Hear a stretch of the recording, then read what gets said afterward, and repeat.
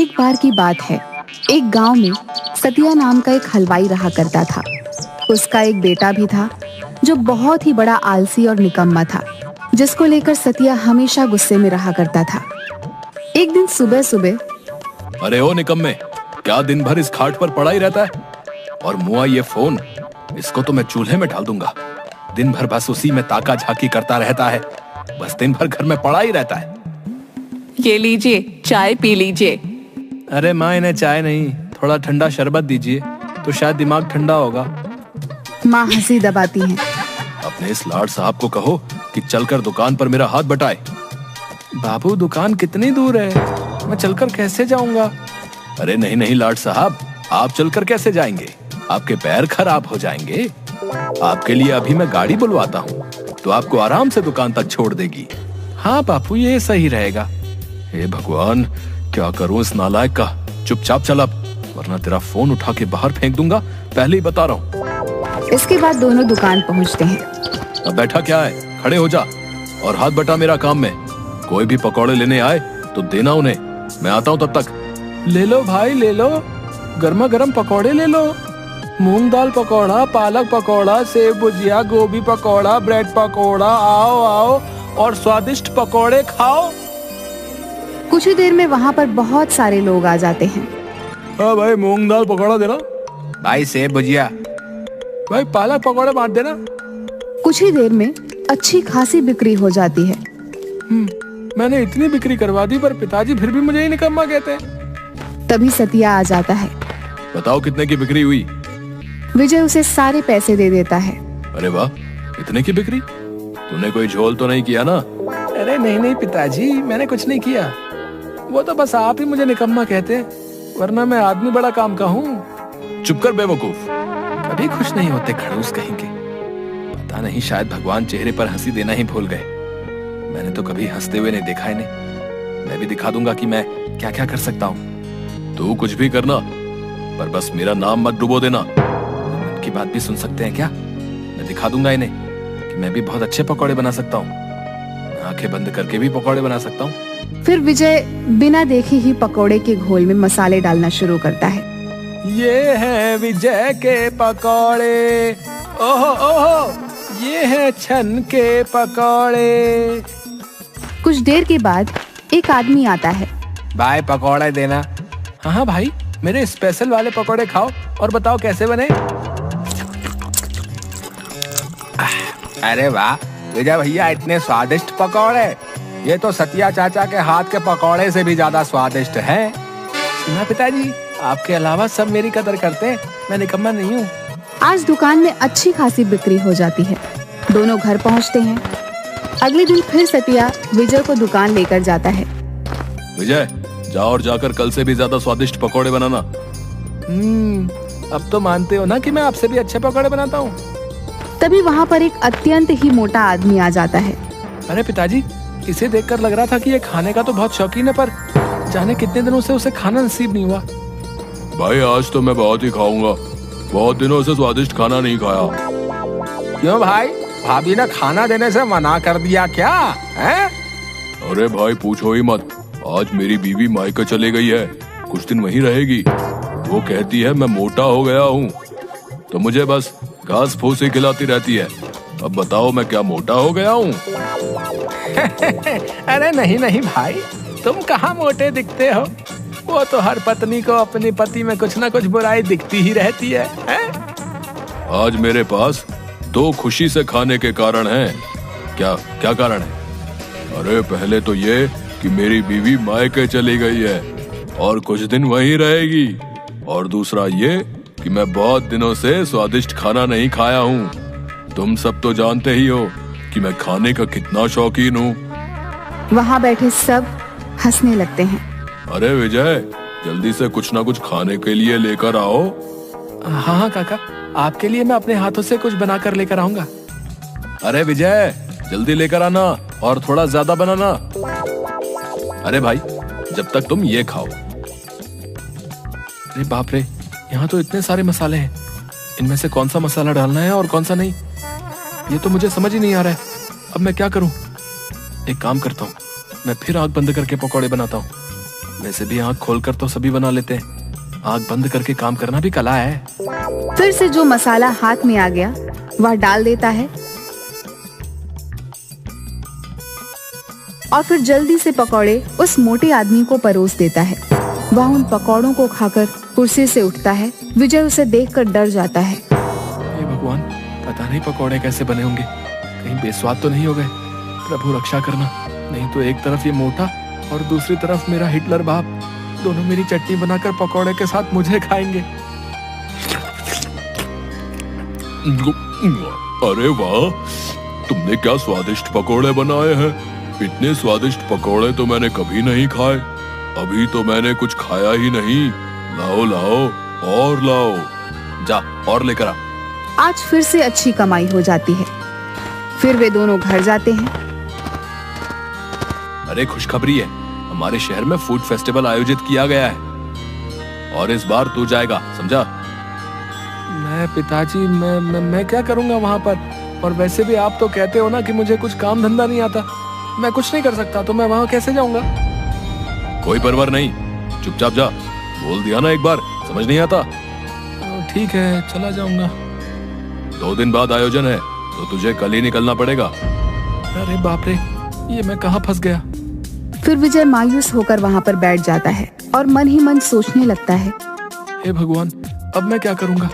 मुझे तो कुछ भी काम करना नहीं आता, तो मैं पकौड़े कैसे बना सकता हूँ? तभी उसे किसी की आवाज सुनाई देती है। विजय आसपास देखता है पर उसे कोई भी नहीं दिखाई देता।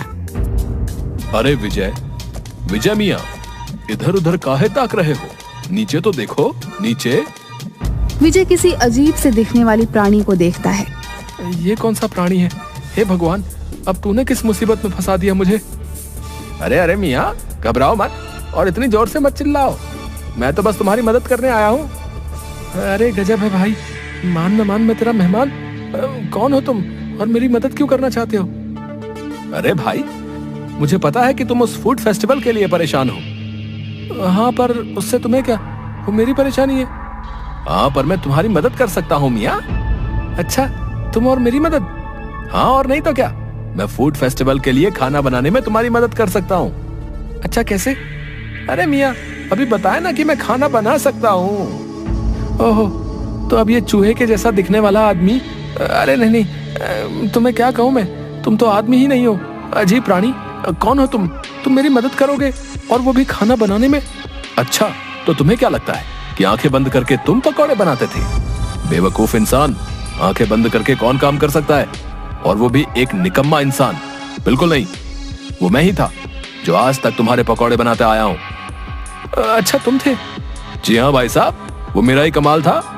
मतलब मैं जब आंखें बंद करता था तुम ही मेरे पकौड़े में मसाले डालते थे और पकौड़े बना देते थे? हाँ मियाँ, मैं ही था। मैं तुम्हारी दुकान के पास से गुजर रहा था, मुझे बहुत ही अच्छी सुगंध ने वहीं रोक लिया, और जब मैं दुकान पर पहुंचा तब तुम्हें आंखें बंद करके पकौड़े बनाते हुए देखा। सच बताऊं तो मैं बहुत ही हंसा, पर फिर मैंने तुम्हारी मदद कर दी। अच्छा, तभी मैं सोचूं कि मैं ऐसा कैसे कर सकता हूँ। अच्छा छुटुंगी, तुम तो बड़े कमाल के निकले यार। तुम्हारा नाम क्या है छुटंगी? प्रेम नाम है मेरा। नाम तो सुना ही होगा।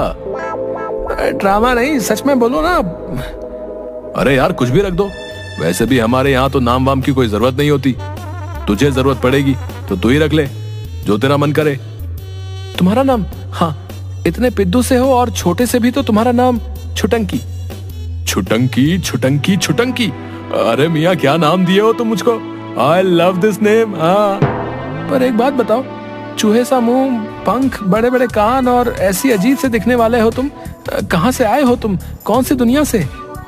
मेरी दुनिया अलग है और बहुत दूर भी। हम हर साल यहाँ घूमने के लिए आते हैं, कुछ दिनों में चले जाएंगे। अब चलो सो जाओ, कल जाना भी है ना हमें फूड फेस्टिवल में। अरे हाँ, मैं तो भूल ही गया था। अगले दिन विजय फूड फेस्टिवल के लिए निकल जाता है। हे देवी माँ, रक्षा करना, साथ देना मेरा। विजय देवी माँ का नाम लेकर शुरू हो जाता है। तभी एक गोरी मैम विजय के स्टोर के सामने आकर खड़ी हो जाती हैं। विजय उसे पकौड़े देता है। What a fantastic food! How delicious is this? हे माता रानी, ये गोरी मैम मुझे अंग्रेजी में क्या गिटर पिटर कर रही है, जाने क्या क्या गालियाँ दे रही है। छुटंकी जोर जोर से हंसने लगता है। वह उसके और भी साथियों को बुला लेती है। Hey, come here and taste this. What a delicious food. अरे मैडम जी, अगर अच्छा ना लगा हो तो मत खाइएगा, पर ऐसे अंग्रेजी में गाली तो मत दीजिए। और इन सबको क्यों बुला रही हैं? मैं आपके हाथ जोड़ता हूँ, मुझे जाने दीजिए, मुझे मार नहीं खानी। Please serve us too. Please serve us too. Please serve us too. अरे मुझे माफ कर दीजिए, अगर अच्छा ना लगा हो तो मत खाइए। मैं पैसे भी नहीं मांगूंगा, पर मुझे छोड़ दीजिए। मैं आपके सामने हाथ जोड़ता हूँ, मुझे छोड़ दीजिए। अरे मियाँ, ये तुम्हें मारने नहीं आए हैं। इन्हें हमारे पकौड़े बहुत अच्छे लगे हैं, वो तुमसे पकौड़े मांग रहे हैं। क्या मतलब ये मुझे मारने नहीं आए हैं, ये पकौड़े खाने आए हैं। हाँ, अरे हाँ भैया, मारेंगे नहीं तुम्हें।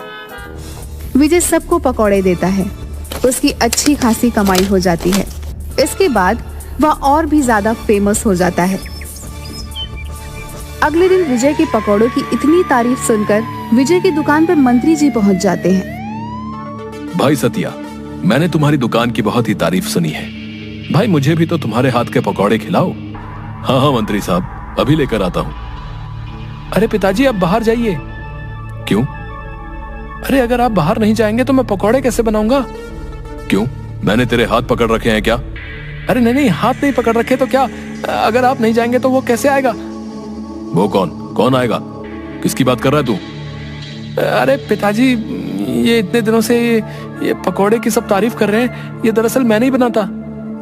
नालायक निकम्मे, फिर कौन बनाता है? तू तब से हमारी आंखों में धूल झोंक रहा था।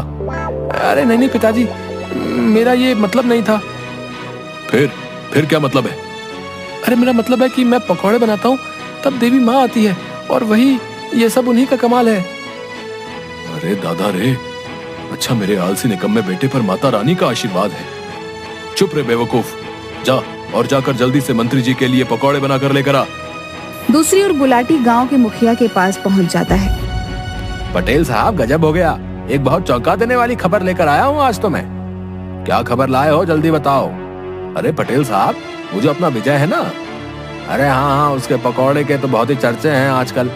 हाँ, मैं उसी के बारे में बात कर रहा हूँ। पटेल साहब, आपको पता है उसके ऊपर देवी माँ का हाथ है।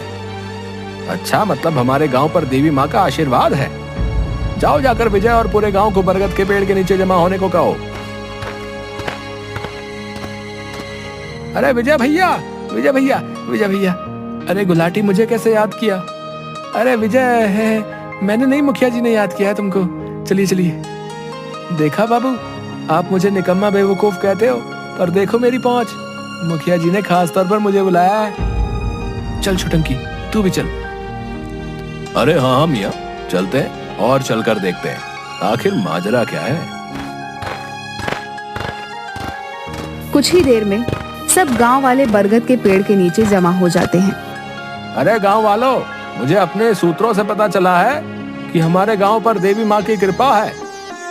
देवी माँ की कृपा? हाँ, देवी माँ की कृपा भाई, हमारे विजय लाल के ऊपर देवी माँ की कृपा है। हाँ, मैंने अपने कानों से सतिया चाचा और विजय की बात सुनी है। उसने खुद कहा था कि वो जब भी पकौड़े बनाने जाता है, उससे पहले देवी माँ के उससे दर्शन होते हैं। अरे पर हम कैसे विश्वास कर लें इस बात पर भैया? हाँ, इसीलिए तो हमने सबको बुलवाया है। अरे बाप रे, ये क्या हुआ? अब मैं उनके लिए देवी माँ को कैसे बुलाऊं? हे भगवान, आप ही रक्षा करना। विजय, साबित कर दो कि तुम्हारे ऊपर देवी माँ की कृपा है, वो तुम्हें दर्शन देती हैं। अरे पर गुलाटी भाई, परवर कुछ नहीं भाई, तुम्हें देवी माँ को बुलाना ही होगा। अरे छुटंकी, अब मैं क्या करूं? अरे मियाँ, बुलाओ अब देवी माँ को। वैसे भी तुम दिन भर देवी माँ करते रहते हो, बुलाओ। हाँ, उड़ा लो, मेरा मजाक उड़ा लो तुम भी अब। हे देवी माँ, बचा लेना मुझे। हे देवी माँ, दर्शन दो मुझे, दर्शन दो। सभी गांव वाले विजय की तरफ गौर से देखते हैं। अरे कहाँ है देवी माँ, कब आएंगी और कितना इंतजार करवाएंगी देवी माँ?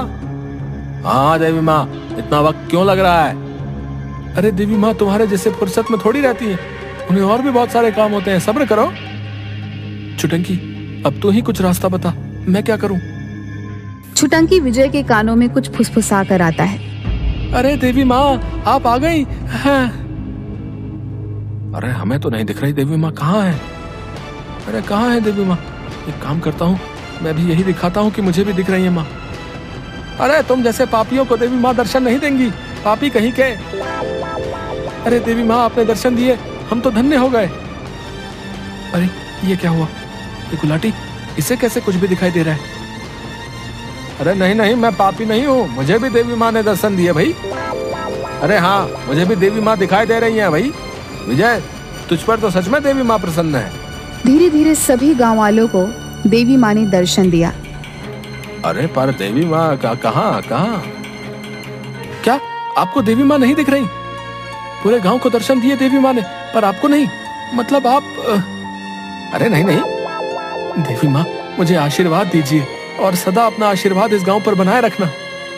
विजय और छुटंकी एक तरफ होकर हंसने लगे। अरे देखो इन सबको, कैसे बेवकूफों की तरह मेरी बातों पर विश्वास कर रहे हैं। अरे विजय मियाँ, अब जाओ और जाकर इन्हें सच बता दो कि तुम्हें कोई देवी माँ दर्शन नहीं देती। शाबाश विजय, तूने मेरा सिर गर्व से ऊंचा कर दिया। तू मेरा निकम्मा बेटा नहीं, तू मेरा लायक बेटा है। अरे अरे अरे, सूरज आज पूरब की जगह पश्चिम से कैसे निकल आया? अब चलो दुकान पर, और आप सब भी अपने अपने घर जाइए और अपने कामों में लगिए। अच्छा विजय मियाँ, अब मुझे भी चलना चाहिए। मैं तो यहाँ छुट्टियां मनाने आया था, मेरा काम हो गया। क्या तुम जा रहे हो? और मेरी मदद कौन करेगा? विजय, अब तुम्हें ये सब कुछ करना होगा, और वैसे भी मेरे साथ रहकर तुम भी मेरे जैसे पकौड़े बनाने सीख गए हो। छुटंकी, मुझे तुम्हारी बहुत याद आएगी। अलविदा दोस्त।